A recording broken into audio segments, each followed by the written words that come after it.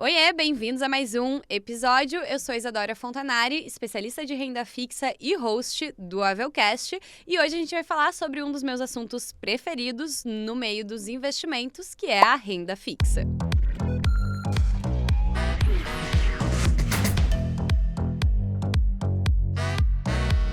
A renda fixa nada mais é do que uma modalidade de investimentos caracterizada por entregar ao investidor uma rentabilidade pré-definida ou atrelada ao indexador econômico. Na renda fixa, o investidor empresta o seu capital para uma instituição financeira, o próprio governo ou então para uma empresa financiar os seus projetos em troca de juros e de um rendimento no futuro, seja ele de curto, médio ou longo prazo. Essa classe de investimentos é conhecida por oferecer ao investidor uma maior previsibilidade e segurança do que outras classes de investimentos, como, por exemplo, ativos de renda variável, e é atrativa para quem busca proteger o seu capital e obter retornos estáveis. Uma das principais vantagens da renda fixa é o quesito segurança, já que a gente está falando de ativos que costumam ter um menor risco, especialmente quando o emissor dessa dívida é o próprio governo através dos títulos públicos ou então através de algumas emissões bancárias, como por exemplo CDB, LCI ou LCA, que contam com um limite do Fundo Garantidor de Crédito. Outra vantagem diz respeito à previsibilidade, já que no momento que o investidor faz a alocação no título de renda fixa, ele já conhece quais são essas condições. Exemplo de taxa, vencimento e assim consegue se planejar melhor financeiramente. E um terceiro ponto que eu gostaria de salientar é com relação à liquidez. Dentro dos ativos de renda fixa existem diferentes vencimentos, curto, médio e longo prazo, e também aqueles títulos de liquidez diária, onde você consegue fazer o resgate a qualquer momento após a aplicação.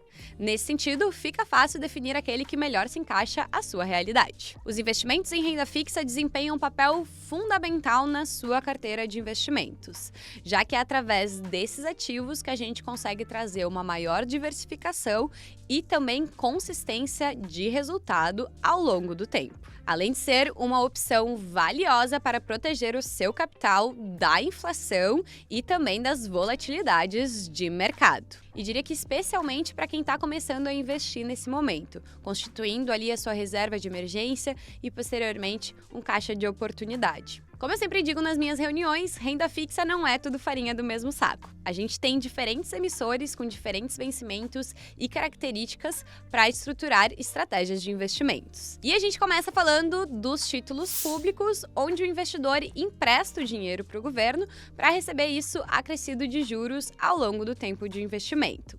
Essa é tida como uma das opções mais seguras e acessíveis de renda fixa. Esses títulos possuem vencimentos e características específicas que definem o seu rendimento e as suas condições de resgate.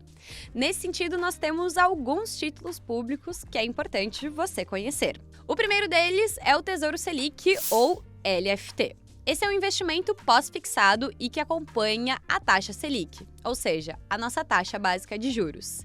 Ideal para quem busca baixo risco e uma alta liquidez. Na linha dos pré-fixados, nós começamos com a LTN, que é um título público que tem a sua taxa pré-determinada no momento que o investidor faz a aquisição do investimento. Outro título público que também tem a taxa pré-fixada é a NTNF. A diferença entre os dois é que na NTNF a gente tem o pagamento de juros que acontece semestralmente, entrando como saldo disponível na conta do investidor.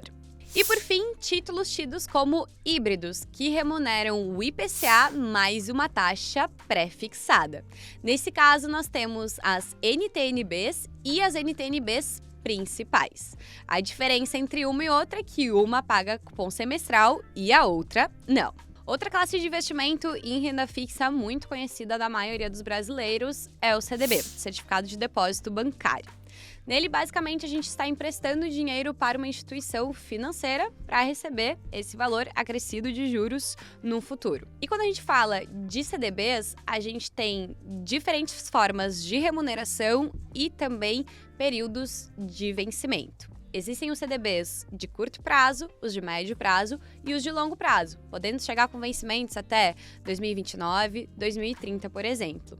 É importante sinalizar que, alguns desses CDBs, eles possuem liquidez diária. Então, você faz a alocação e consegue resgatar esse valor sem nenhuma penalidade na hora da saída a qualquer momento. Outros, é preciso tomar cuidado com relação às datas de vencimento e, de preferência, carregar o ativo até a data que foi acordado no momento da aplicação. Com relação à forma de remuneração, eles podem ser pré-fixados, aquela taxa pré que faça chuva ou faça sol, você vai ter esse retorno carregando o ativo até o vencimento, pós-fixados, ou seja, atrelados ao CDI, então eles vão depender de como está caminhando a nossa taxa básica de juros. Com juros Selic aumentando, a gente tem um retorno maior, com Selic diminuindo, naturalmente, esse retorno fica menor. E assim eles podem remunerar um percentual do CDI, exemplo, 110% do CDI, ou então CDI mais. Exemplo, CDI mais 3%, CDI mais 2%. Essa taxa depende naturalmente do momento que você está fazendo essa aquisição do título, em quais são as condições de mercado e também qual é o emissor dessa dívida. Por fim, a gente tem também o modelo híbrido, assim como no Tesouro Direto. Os CDBs também podem remunerar IPCA mais uma taxa pré-fixada. Um exemplo, IPCA mais 6% ao ano. Nesse caso, você vai ter como retorno o acumulado da inflação no período, mais uma taxa pré-fixada de 6%. Esses títulos são considerados investimentos de baixo risco dentro da renda fixa, já que possuem cobertura do Fundo Garantidor de Crédito no limite de 250 mil por CPF e por instituição. Então é importante ficar ligado nesse detalhe. Nessas duas classes de ativos que a gente acabou de comentar, tanto no Tesouro Direto quanto nos certificados de depósito bancário, CDBs, a gente tem a incidência de imposto de renda sobre o rendimento. E esse R é cobrado conforme a tabela regressiva. Ou seja, você ficou com o título 180 dias na sua carteira de investimentos, o IR que você vai pegar na tabela regressiva vai ser de 22,5% sobre o ganho. De 181 dias até 360, a alíquota cai para 20%. De 361 dias até 720 dias, essa alíquota cai para 17,5%. E a partir de 720 dias, a gente chega na alíquota mínima, que é de 15%. E para finalizar essa questão de imposto, é importante que você saiba que durante os primeiros 30 dias da sua aplicação, se for feito o resgate nesse meio tempo, vai incidir também o IOF, que é regressivo ao longo dos dias, sendo zerado no 30º dia da aplicação. Ainda nessa linha de investimentos de renda fixa emitidos por instituições financeiras e que possuem cobertura do Fundo Garantidor de Crédito, a gente tem também a LCI e a LCA, letra de crédito imobiliário e letra de crédito do agronegócio. E basicamente, nesses casos, a gente está emprestando dinheiro para a instituição financeira financiar projetos nesses dois segmentos em específico. Um ponto importante a respeito desses ativos é que, diferente dos CDBs, eles não possuem a incidência do imposto de renda. Ou seja, as taxas, sejam elas pré-fixadas, pós-fixadas ou atreladas à inflação, já são remunerações líquidas e isentas de IR. Outra forma de se investir em renda fixa, que talvez não seja conhecida de muitos brasileiros, são os ativos de crédito privado, onde nós temos as debêntures, CRIs e CRAs. Nesse caso, o investidor está emprestando dinheiro para uma empresa para que ela possa, de posse desse recurso, financiar os seus projetos e atividades. Assim como eu mencionei anteriormente, os títulos de crédito privados, debêntures, CRIs ou CRAs, possuem diferentes formas de remuneração, podendo ser pré-fixados, pós-fixados ou atrelados à inflação e também diferentes vencimentos. E ainda, quando a gente fala de debêntures, a gente tem dois grupos distintos. As debêntures incentivadas, que para o cliente investidor pessoa física é um título isento de imposto de renda. Então, é um benefício aí a mais que esse título tem pelo fato dessa dívida estar financiando obras de infraestrutura. Já as não incentivadas não possuem esse benefício da isenção do IR para pessoa física, e daí a gente acaba tendo aquela mesma tabela regressiva que eu comentei anteriormente. 22,5%, 20%, 17,5%, chegando à alíquota mínima de 15% a partir de uma aplicação de 2 anos. Além disso, nós temos, como eu comentei, os CRIs e os CRAs, certificados de recebíveis imobiliários e certificados de recebíveis do agronegócio. E assim como no caso das LCIs e dos LCAs, servem para financiar investimentos em segmentos específicos, um no ramo imobiliário e outro do agronegócio.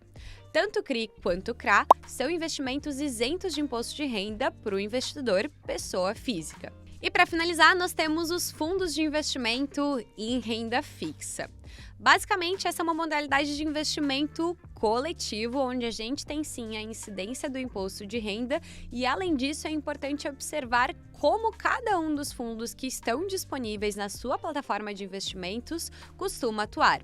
Alguns fundos possuem mais títulos públicos, outros fundos possuem mais ativos de crédito privado e tudo isso influencia na sua taxa de retorno esperada e também na qualidade de crédito que esse ativo possui na sua composição. É importante que você saiba que, em boa parte, se não em todos os fundos de investimento em renda fixa, há uma taxa de administração que é paga ao gestor para fazer a administração dos recursos no portfólio do fundo. Nesse episódio, você ficou sabendo das principais alternativas para fazer investimentos de renda fixa. E é importante também que você saiba que se o seu investimento não for de liquidez diária, a renda fixa só é fixa se carregada até o vencimento. Antes disso, a sua rentabilidade com o ativo pode mudar de acordo com as condições de mercado. E é por isso que a gente tem diversas estratégias olhando para o mercado de renda fixa e que existe, sim, bons momentos de entrada nesses títulos e também de saída. Ficou com alguma dúvida? Qualquer coisa é só nos chamar por aqui ou então acione o seu assessor. Tchau, tchau!